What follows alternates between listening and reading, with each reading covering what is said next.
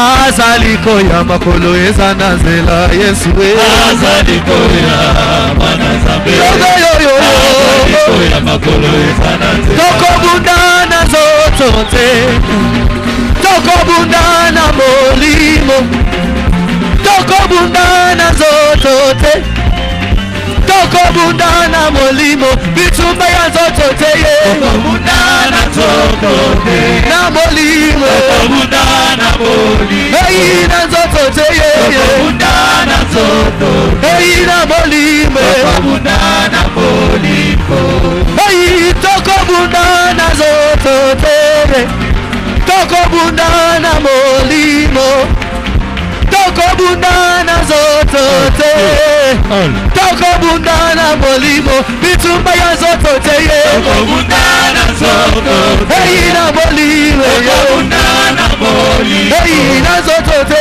tokobundana zotote hey na molimo tokobundana molimo roza tokobundana zotote tokobundana molimo tokobundana zotote tokobundana molimo bitumba ya zotote tokobundana zotote hallelujah yo yo yo tokobundana zotote tokobundana zotote hallelujah yo yo yo tokobundana molimo hey bundana ya Yesu ya Yesu etumoyo Yesu bundana ya Yesu ya Yesu etumo Yesu bundana ya Yesu bundana ya Yesu ya Yesu ya Yesu bundana ya Yesu ya Yesu Yesu bundana ya Yesu ya Yesu etumoyo Yesu bundana ya Yesu ya Yesu etumo Yesu bundana ya Yesu sama wale se sama wose nokogenda wapiza moyo bundana ya Yesu ya Yesu ya Yesu tumoyo Yesu bundana ya Yesu ya Yesu etumoyo Yesu bundana ya Yesu ya Yesu etumo Yesu bundana ya Yesu Yesu ya Yesu Yesu bundana ya Yesu ya Yesu wakweyemena masiye Yesu yo wakweyemena masiye hey wakweyemena masiye yo wakweyemena masiye wakweyemena masiye yo wakweyemena masiye Yesu wakweyemena masiye nashamu jike bela zambi wakweyemena masiye wakweyemena masiye lutelele waliwe lutelele wana pingine yidile bakuye kimbila masiye banalala yidile bakuye kimbila masiye jobaye lutelele waniwe lutelele pampala waniwe lutelele papa wanyo bakuye kimbila masiya papa wanyo bakuye kimbila masiya hey bwana zabulale jobaye bwana zabulale jobaye yapowe bwana zabulale